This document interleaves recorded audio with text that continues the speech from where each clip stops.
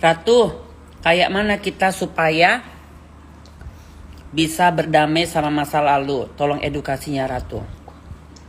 Berdamai dengan masa lalu, tolong edukasinya. Ya semua orang punya masa lalu.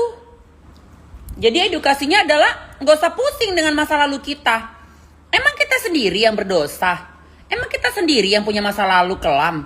Emang kita punya cuma kita sendiri yang salah?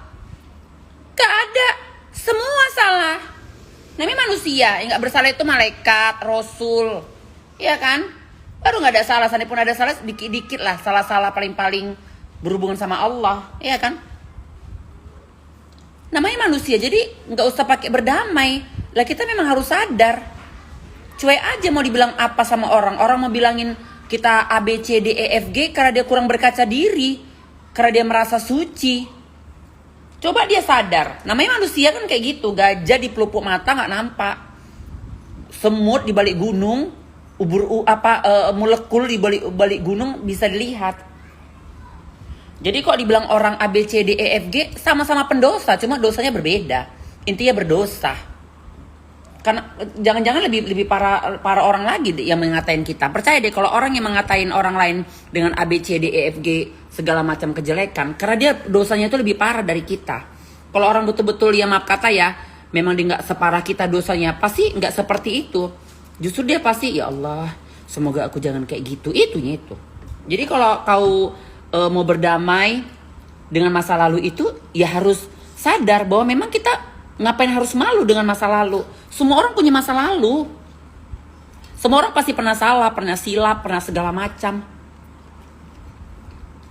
Jadi happy aja. Tapi yang terpenting apa? Kita bisa keluar dari masa lalu itu. Kita bisa menjadi orang yang lebih baik. Dan berjanji tidak akan pernah ngulangin lagi kepada Allah Subhanahu Wa Taala. Jangan berjanji kepada orang. Kok berjanji kepada orang, susah lah. Tapi kok berjanji kepada Allah, izin Allah, dibantu Allah. Dan kita pasti lebih benar-benar untuk memenuhi janji itu. Kok sama orang kita berani berdusta kan kepada Allah. Kalau ada yang berani berdusta berarti dia gila dia.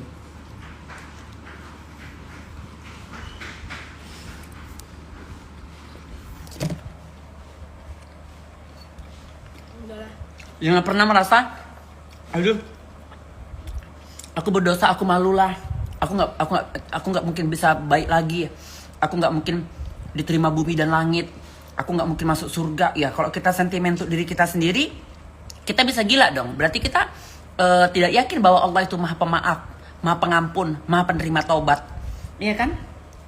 Serahkan aja kepada Allah. Yang penting kita berjanji tidak mengulangi hal dosa itu lagi.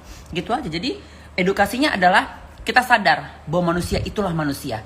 Karena Allah juga di Al-Quran sudah berkata, tidak akan ada umat Adam ataupun manusia itu yang tidak berdosa.